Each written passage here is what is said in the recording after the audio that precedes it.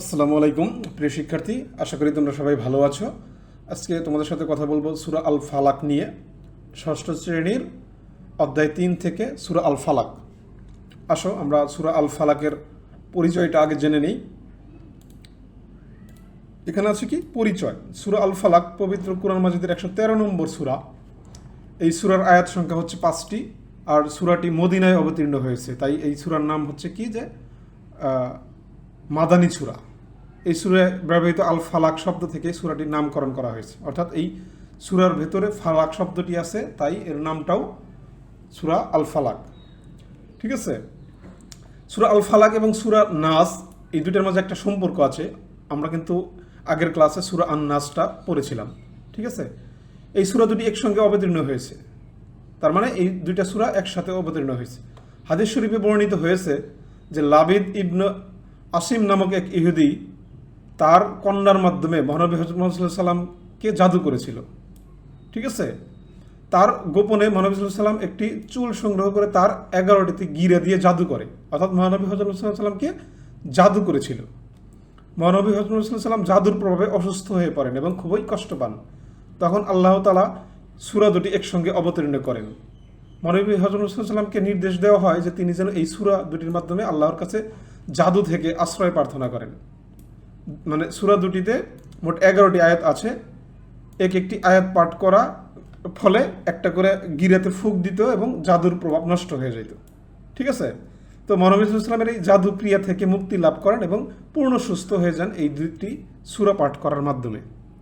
তার মানে একটা সূরাতে 5টি আয়াত, সূরা আল ফালাকে 5টি আয়াত, আর এই সূরা নাসে হচ্ছে 6টি আয়াত। এই 11টি আয়াত পড়ার ফলে 11টি গিরা কিন্তু খুলে যায়, মানে যেই জাদুটা করেছিল সেটা নষ্ট হয়ে যায়।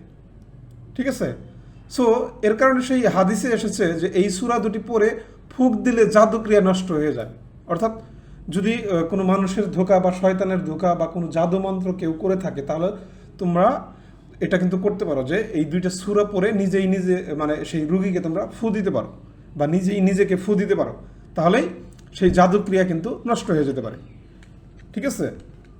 তার মানে এটা কিন্তু নিজেও তোমরা করতে পারো। অন্য কোনো রুগী বা কেউ অসুস্থ হলে বা কেউ কোনো কিছু থেকে ভয় পেলে তোমরা সূরা নাস এবং সূরা আল ফালাক পড়ে তাদেরকে ফু দেবে। আর যে নিয়মিত সূরা দুটি পাঠ করে তাকে কোনো জাদু ক্ষতি করতে পারে না। মানে এই দুটি সূরা যে নিয়মিত পাঠ করবে তাকে কোনো জাদু ক্ষতি করতে পারবে না। মহানবী হযরত মুহাম্মদ সাল্লাল্লাহু আলাইহি ওয়াসাল্লাম রাতে ঘুমানোর সময় সূরা দুটি পড়ে 2 হাতে ফুঁক দিয়ে পুরো শরীর মুছে দিতেন। অর্থাৎ 2 হাতে ফু দিয়ে পুরো শরীরটাতে মনে করে একটু হাত বুলিয়ে দিতেন। ঠিক আছে। ওকে, দেখো এখানে সূরাটির শব্দের অর্থ দেওয়া আছে, অর্থাৎ যারা আরবি পারো তারা এই শব্দের অর্থগুলো পড়ে নেবে। হ্যাঁ, তারপরে আচ্ছা এইটার অনুবাদ অর্থ কি, যে এখানে আরবি দেয়া আছে, সূরাটা পুরো সূরা এখানে লেখা আছে, সাথে সাথে এটার বাংলা অর্থটা দেয়া আছে।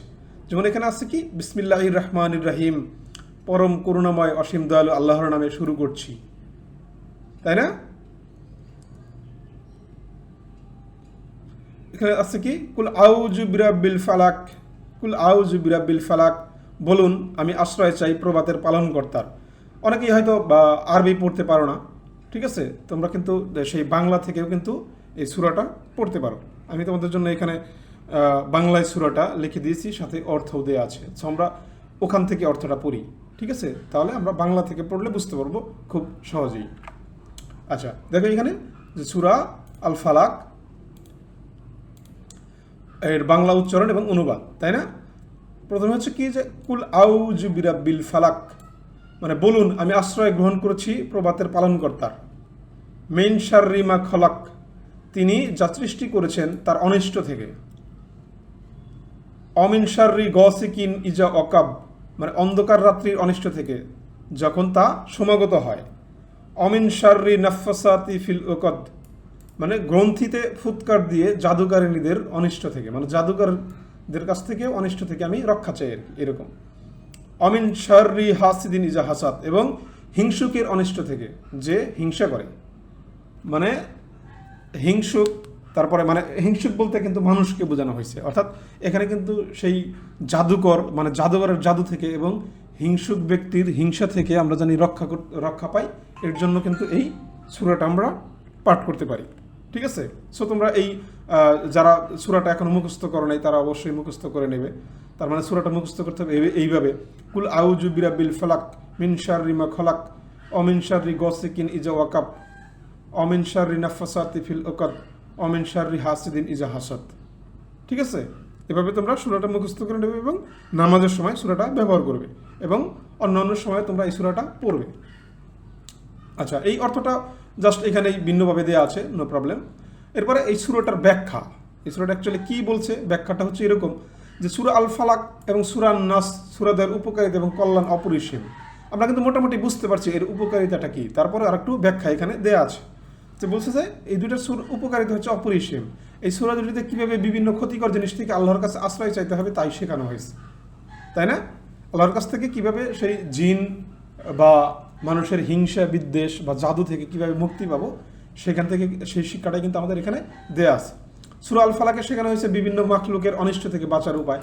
আকাশ এবং পৃথিবীর সব কিছু মানে আল্লাহ তাআলার সৃষ্টি, কোনো কিছুই তিনি অনর্থক সৃষ্টি করেননি, তাই প্রতিটি সৃষ্টির পেছনেই কিন্তু হিকমত, কল্যাণ বা কারণ রয়েছে।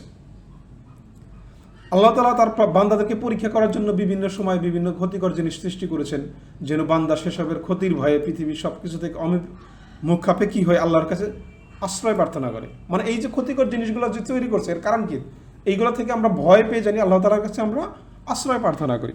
ঠিক আছে? যখন দেখবা কোনো একটা কিছু যদি আমরা ভয় পাই তখন বলি আল্লাহ আল্লাহ বাঁচাও, এরকম বলি না আমরা? ঠিক আছে? কারণ ওই ভয়টা যদি না পাইতাম, ঠিক আছে, তাহলে কিন্তু আমরা সেগুলোকে আল্লাহকে তাআলাকে স্মরণ করতাম না। ঠিক আছে? বলছে এই সূরায় অন্ধকার রাতের বিপদ থেকে আশ্রয় চাওয়া হয়েছে, কারণ রাতের অন্ধকারে অধিকাংশ খারাপ কাজ সংগঠিত হয়ে থাকে, মানে খারাপ কাজ ম্যাক্সিমাম রাতেই সংগঠিত হয়ে থাকে। আর জাদুকররা তাদের ক্ষতির জাদুর কাজ সাধারণভাবে রাতের বেলায় করে থাকে।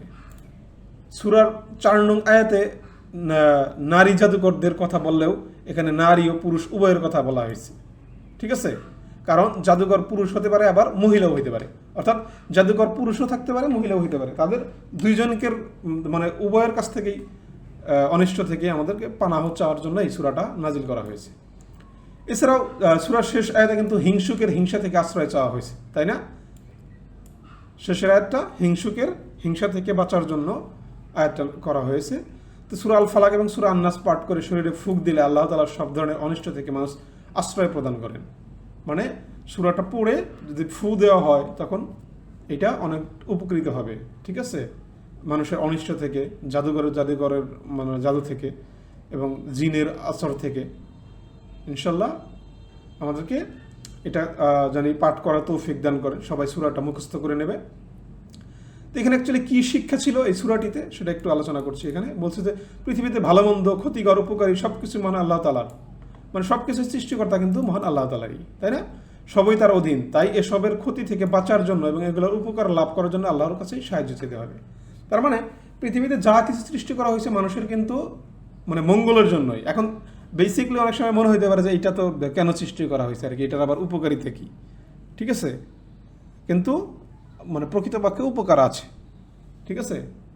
এবং সেইগুলো থেকে আমরা জানি বাঁচার জন্য আল্লাহর কাছে জানি আশ্রয় চাই, সেই শিক্ষাটাও আমাদেরকে দিয়ে দেওয়া হয়েছে। ঠিক আছে? সো এটি ছিল সূরা আল ফালাকের অর্থসহ বর্ণনা এবং পরিচয়, সাথে ব্যাখ্যাটাও ছিল। সো তোমরা ভালোভাবে শিখে নেবে এবং সূরা আল ফালাক সহি শুদ্ধভাবে শিখে নেবে, তোমরা কোরআন শরীফ পড়া শিখবে। এই প্রত্যাশা রেখে আজকের ভিডিওটা এখানেই শেষ করব। সবাই ভালো থাকো, সুস্থ থাকো এবং আবারও সালাম জানাচ্ছি। আসসালামু আলাইকুম ওয়া রাহমাতুল্লাহ।